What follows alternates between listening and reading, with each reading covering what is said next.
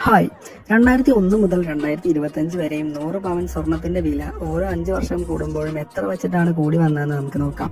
2001 ഒരു പവൻ സ്വർണത്തിന്റെ ആവറേജ് വില ഉണ്ടായിരുന്നത് 3150 രൂപയാണ്. അങ്ങനെ വരുമ്പോൾ 100 പവൻ സ്വർണം വാങ്ങാൻ വേണ്ടിയിരുന്നത് 3,15,000 രൂപയായിരുന്നു. 2005 ഒരു പവൻ സ്വർണത്തിന്റെ ആവറേജ് വിലയുണ്ടായിരുന്നത് 5,100 രൂപയായിരുന്നു. അങ്ങനെ വരുമ്പോൾ 100 പവൻ സ്വർണം വാങ്ങാൻ വേണ്ടിയിരുന്നത് 5,10,000 രൂപയായിരുന്നു. 2010 എത്തിയപ്പോൾ 2008 സാമ്പത്തിക മാന്ദ്യം മൂലം സ്വർണത്തിന്റെ വില കുത്തനെ ഉയർന്ന് ഒരു പവന് 13,600 എന്ന നിലയിലെത്തി. അങ്ങനെ വന്നപ്പോൾ അന്ന് 100 പവൻ സ്വർണം വാങ്ങാൻ വേണ്ടിയിരുന്നത് 13,60,000 രൂപയായിരുന്നു. 2015 ആയപ്പോൾ സ്വർണ്ണവില ചെറിയ രീതിയിൽ ഉയർന്ന് ഒരു പവന്റെ ആവറേജ് പ്രൈസ് 19,300 രൂപ എത്തി. അങ്ങനെ വന്നപ്പോൾ അന്ന് 100 പവൻ സ്വർണം വാങ്ങാൻ വേണ്ടിയിരുന്നത് 19,30,000 രൂപയായിരുന്നു.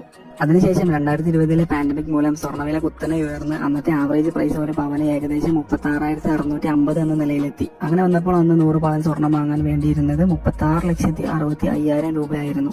അതിനുശേഷവും സ്വർണ്ണവില ഇരട്ടിയിലധികം കുതിച്ചുയർന്ന് ഈ വീഡിയോ റെക്കോർഡ് ചെയ്യുന്ന സമയത്ത് ഒരു പവന് 71,800 രൂപ എന്ന നിലയിലാണ്. അങ്ങനെ വരുമ്പോൾ 100 പവൻ സ്വർണം വാങ്ങാൻ ഇപ്പോൾ വേണ്ടി വരുന്നത് 71,80,000 രൂപയാണ്.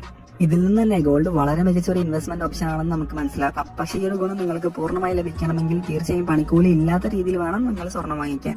അതിനായി ഗോൾഡ് കോയിൻ ആയിട്ടോ ഗോൾഡ് ETF ആയിട്ടോ ഗോൾഡ് മ്യൂച്വൽ ഫണ്ട് ആയിട്ടോ നിങ്ങൾക്ക് സ്വർണം വാങ്ങി സൂക്ഷിക്കാം. ഇതുപോലത്തെ ഇൻഫോർമേറ്റീവായ ഫിനാൻഷ്യൽ ലിറ്ററസി വീഡിയോസിനായി നമ്മുടെ പേജ് ഒന്ന് ഫോളോ ചെയ്തേക്കണേ. അപ്പോൾ അടുത്ത വീഡിയോയിൽ കാണാം.